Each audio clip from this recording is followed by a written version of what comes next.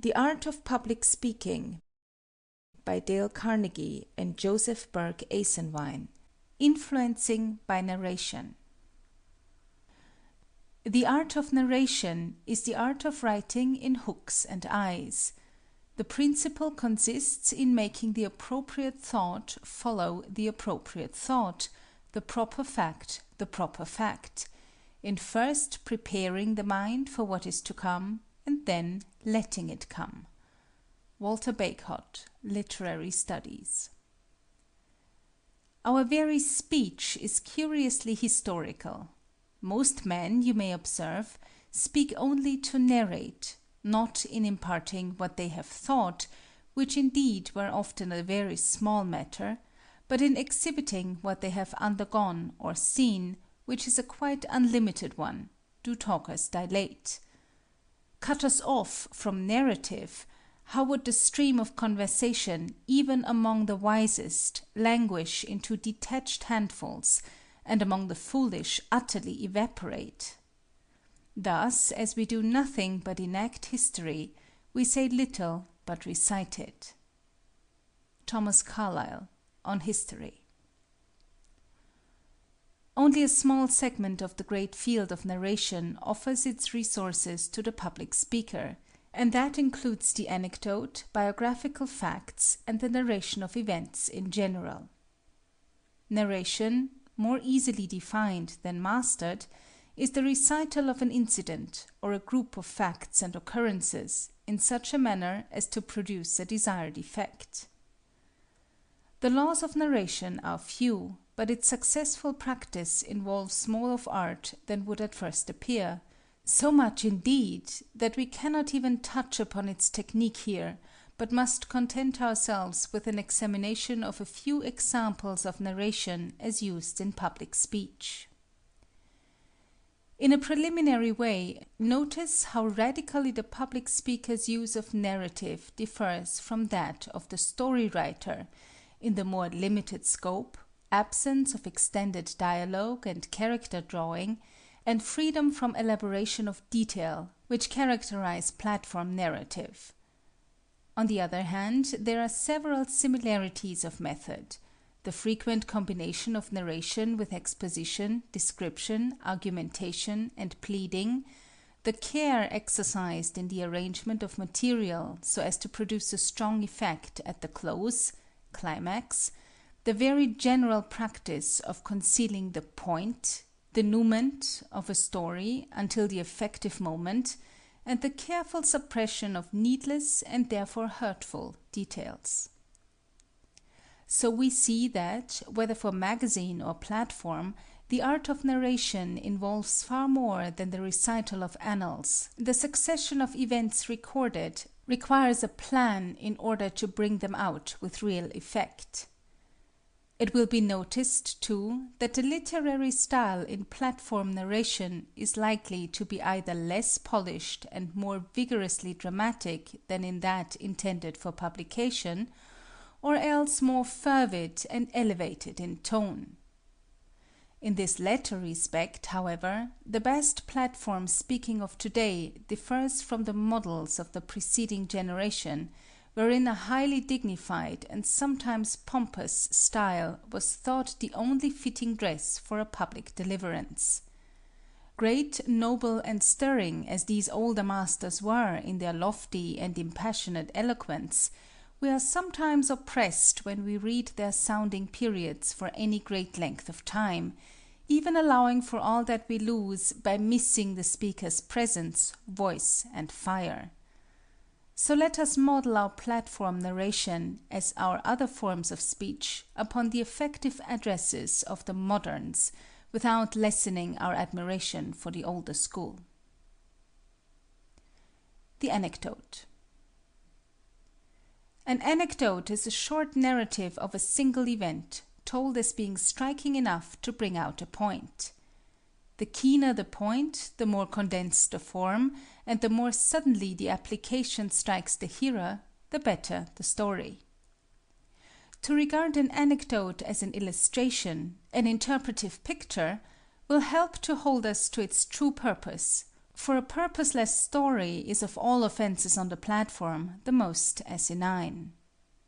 A perfectly capital joke will fall flat when it is dragged in by the nape without evident bearing on the subject under discussion.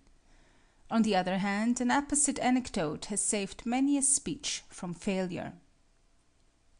Quote, "There is no finer opportunity for the display of tact than in the introduction of witty or humorous stories into a discourse. Wit is keen and like a rapier, piercing deeply, sometimes even to the heart. Humor is good-natured and does not wound. Wit is founded upon the sudden discovery of an unsuspected relation existing between two ideas. Humor deals with things out of relation, with the incongruous. It was wit in Douglas Jerrold to retort upon the scowl of a stranger whose shoulder he had familiarly slapped, mistaking him for a friend, quote, 'I beg your pardon, I thought I knew you, but I'm glad I don't.' End quote. It was humor in the Southern orator John Wise to liken the pleasure of spending an evening with a Puritan girl to that of sitting on a block of ice in winter, cracking hailstones between his teeth." End quote. The foregoing quotation has been introduced chiefly to illustrate the first and simplest form of anecdote, the single sentence embodying a pungent saying.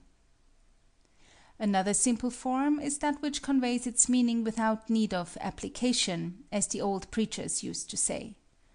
George Ade has quoted this one as the best joke he ever heard.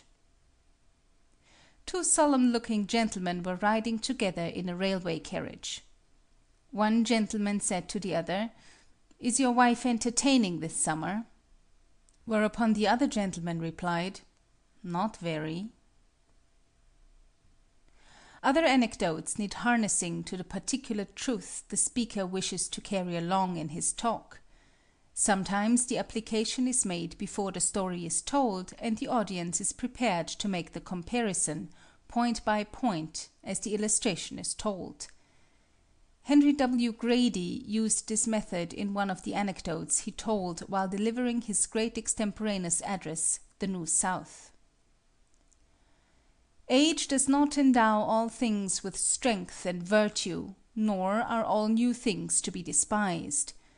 The shoemaker who put over his door, "John Smith's shop, founded 1760," was more than matched by his young rival across the street, who hung out this sign, "Bill Jones, established 1886.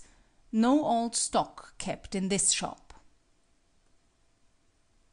In two anecdotes told also in "The New South," Mr. Grady illustrated another way of enforcing the application. In both instances he split the idea he wished to drive home, bringing in part before and part after the recital of the story. The fact that the speaker misquoted the words of Genesis in which the ark is described did not seem to detract from the burlesque humor of the story. "I bespake the utmost stretch of your courtesy tonight. I am not troubled about those from whom I come. You remember the man whose wife sent him to a neighbor with a pitcher of milk, who, tripping on the top step, fell, with such casual interruptions as the landings afforded, into the basement, and, while picking himself up, had the pleasure of hearing his wife call out, 'John, did you break the pitcher?' 'No, I didn't,' said John, 'but I be dinged if I don't.' So, while those who call to me from behind may inspire me with energy, if not with courage, I ask an indulgent hearing from you. I beg that you will bring your full faith in American fairness and frankness to judgment upon what I shall say. There was an old preacher once who told some boys of the Bible lesson he was going to read in the morning. The boys, finding the place, glued together the connecting pages. The next morning he read on the bottom of one page, 'When Noah was 120 years old, he took unto himself a wife, who was,' then turning the page, '140 cubits long, 40 cubits wide, built of gopher wood and covered with pitch inside and out. He was naturally puzzled at this. He read it again, verified it, and then said, "My friends, this is the first time I ever met this in the Bible, but I accept it as an evidence of the assertion that we are fearfully and wonderfully made."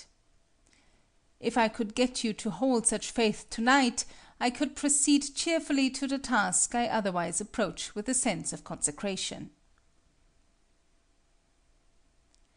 Now and then a speaker will plunge without introduction into an anecdote, leaving the application to follow. The following illustrates this method. A large, slew-footed darky was leaning against the corner of the railroad station in a Texas town when the noon whistle in the canning factory blew and the hands hurried out, bearing their grub buckets. The darky listened, with his head on one side, until the rocketing echo had quite died away.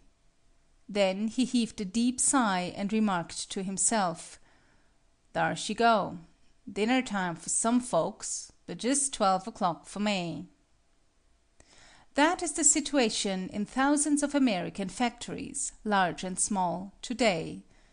And why? Etc., etc. Doubtless, the most frequent platform use of the anecdote is in the pulpit. The sermon illustration, however, is not always strictly narrative in form, but tends to extended comparison, as the following from Dr. Alexander Maclaren. Men will stand as Indian fakirs do, with their arms above their heads until they stiffen there. They will perch themselves upon pillars like Simeon Stylites for years till the birds build their nests in their hair. They will measure all the distance from Cape Comorin to Juggernaut's temple with their bodies along the dusty road. They will wear hair shirts and scourge themselves. They will fast and deny themselves. They will build cathedrals and endow churches. They will do as many of you do, labor by fits and starts all through your lives at the endless task of making yourselves ready for heaven and winning it by obedience and by righteousness. They will do all these things and do them gladly, rather than listen to the humbling message that says, "You do not need to do anything. Wash." Is it your washing or the water that will clean you? Wash and be clean. Naaman's cleaning was only a test of his obedience, and a token that it was God who cleansed him. There was no power in Jordan's waters to take away the taint of leprosy. Our cleansing is in that blood of Jesus Christ that has the power to take away all sin and to make the foulest among us pure and clean. One final word must be said about the introduction to the anecdote.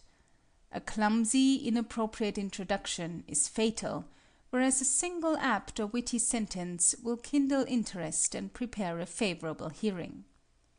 The following extreme illustration by the English humorist Captain Harry Graham well satirizes the stumbling manner. The best story that I ever heard was one that I was told once in the fall of 1905, or it may have been 1906, when I was visiting Boston. At least I think it was Boston. It may have been Washington. My memory is so bad. I happened to run across a most amusing man whose name I forget, Williams or Wilson or Wilkins, some name like that, and he told me this story while we were waiting for a trolley car.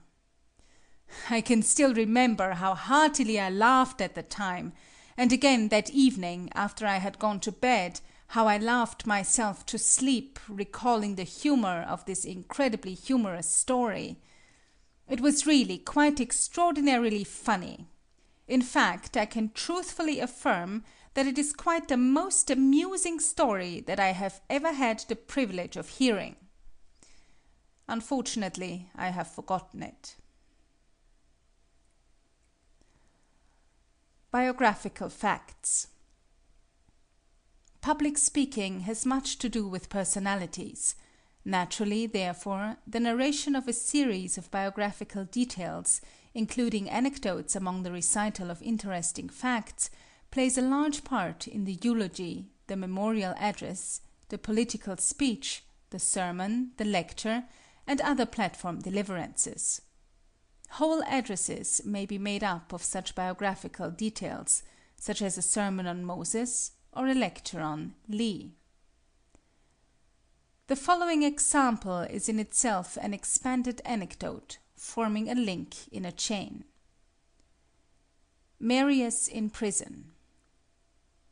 The peculiar sublimity of the Roman mind does not express itself, nor is it at all to be sought in their poetry.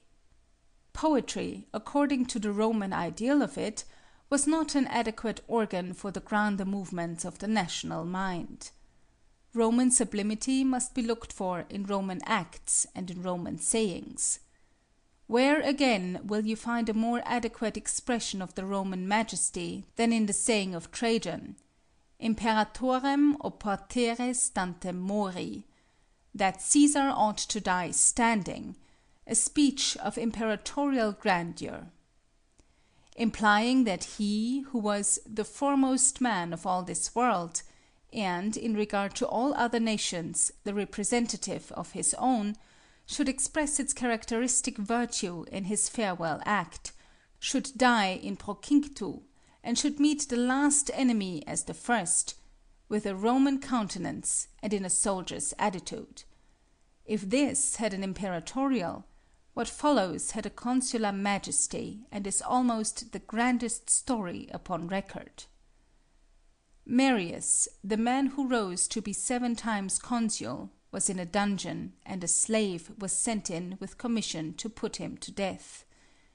These were the persons, the two extremities of exalted and forlorn humanity, its vanward and its rearward man, a Roman consul and an abject slave. But their natural relations to each other were, by the caprice of fortune, monstrously inverted. The consul was in chains, the slave was for a moment the arbiter of his fate. By what spells, what magic, did Marius reinstate himself in his natural prerogatives? By what marvels drawn from heaven or from earth did he, in the twinkling of an eye, again invest himself with the purple, and place between himself and his assassin a host of shadowy lictors? By the mere blank supremacy of great minds over weak ones. He fascinated the slave, as a rattlesnake does a bird. Standing like Tenerife, he smote him with his eye, and said, Tune, homo, audes occidere Gaius Marium? Dost thou, fellow, presume to kill Gaius Marius? Whereat the reptile, quaking under the voice, nor daring to affront the consular eye, sank gently to the ground, turned round upon his hands and feet, and, crawling out of the prison like any other vermin, left Marius standing in solitude, as steadfast and immovable as the Capitol. Thomas de Quincey.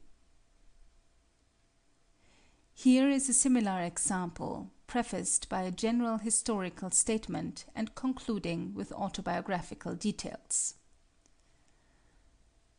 A reminiscence of Lexington. One raw morning in spring, it will be 80 years the 19th day of this month, Hancock and Adams, the Moses and Aaron of that great deliverance, were both at Lexington. They also had obstructed an officer with brave words. British soldiers 1,000 strong came to seize them and carry them oversea for trial, and so nipped the bud of freedom auspiciously opening in that early spring. The town militia came together before daylight for training. A great tall man with a large head and a high wide brow, their captain, one who had seen service, marshaled them into line, numbering but 70, and bade every man load his piece with powder and ball. I will order the first man shot that runs away, said he, when some faltered. Don't fire unless fired upon, but if they want to have a war, let it begin here. Gentlemen, you know what followed. Those farmers and mechanics fired the shot heard round the world.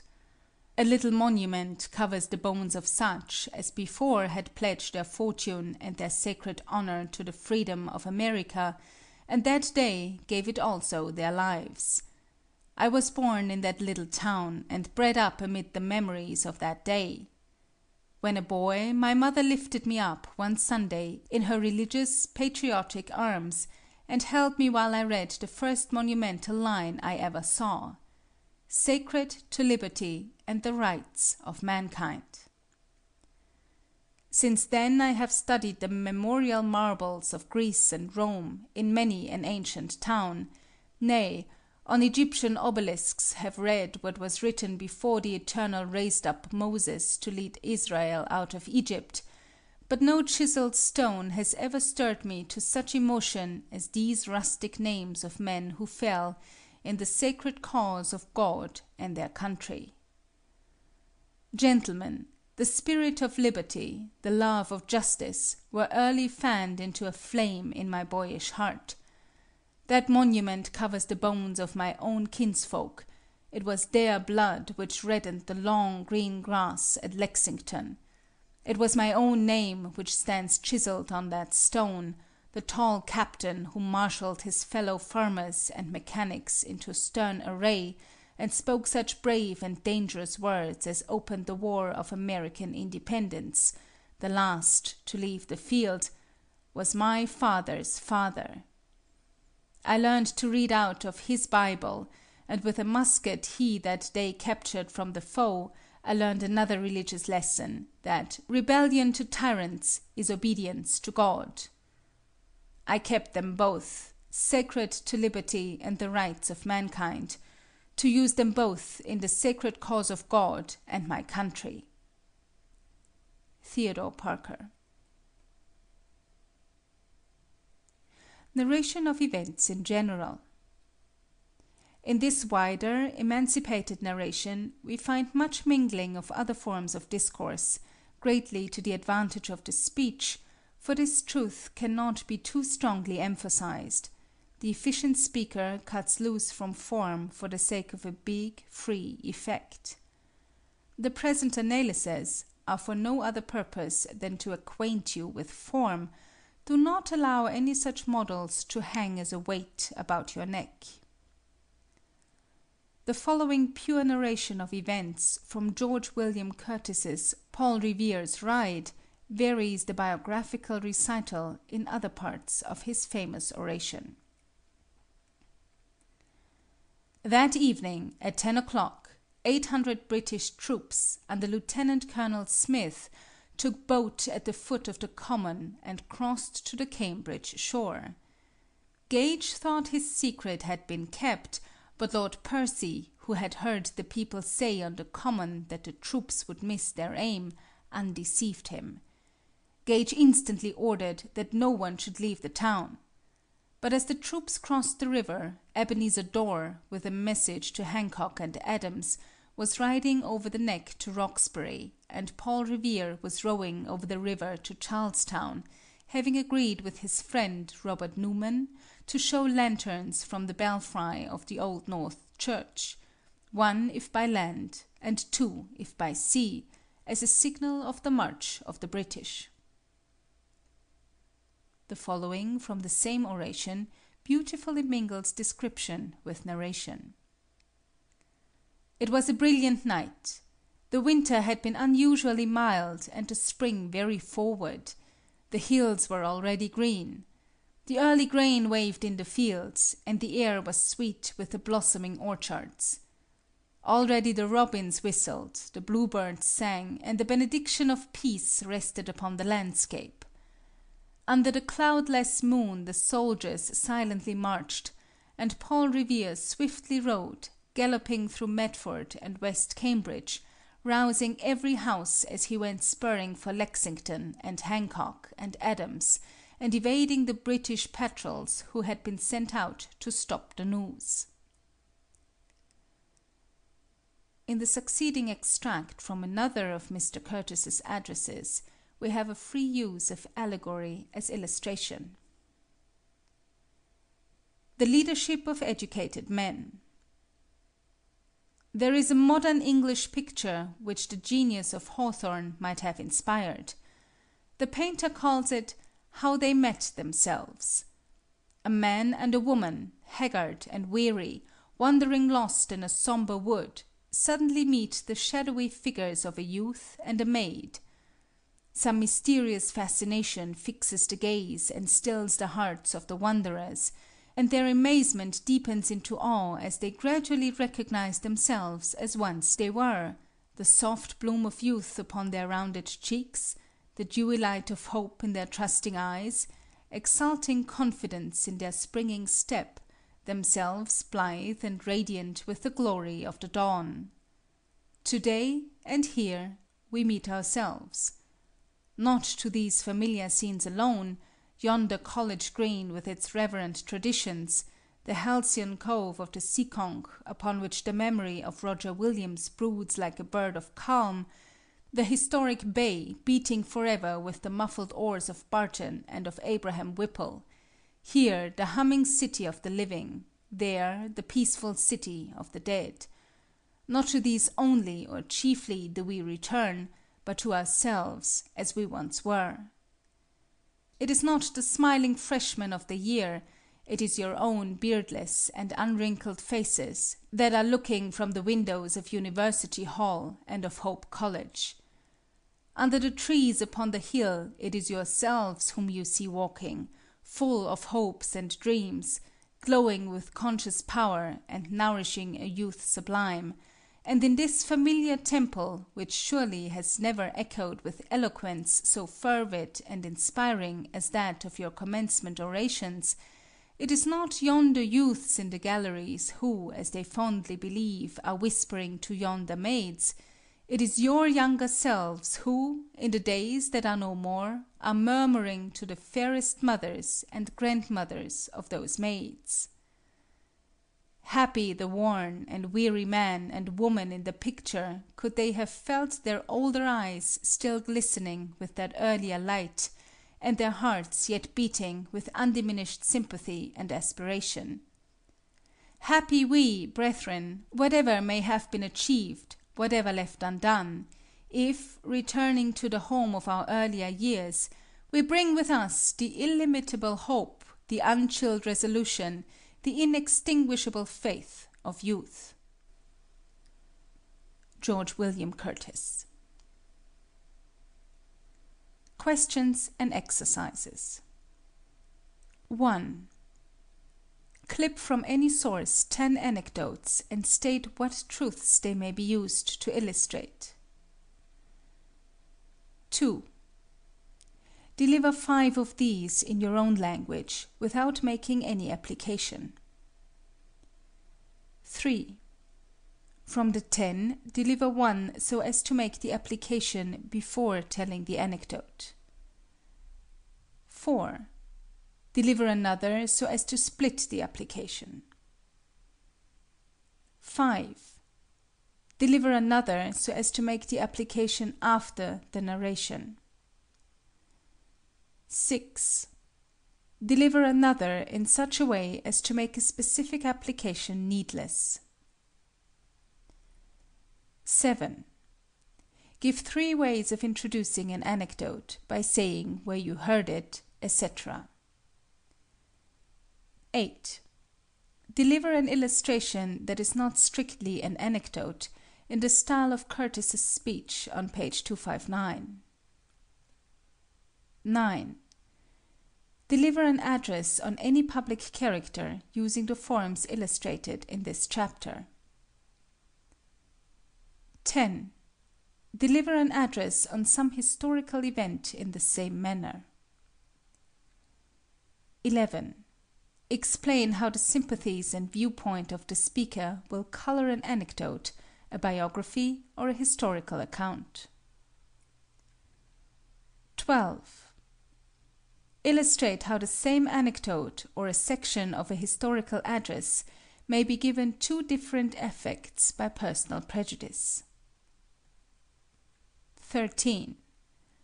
What would be the effect of shifting the viewpoint in the midst of a narration? 14. What is the danger of using too much humor in an address? Too much pathos. End of section 21.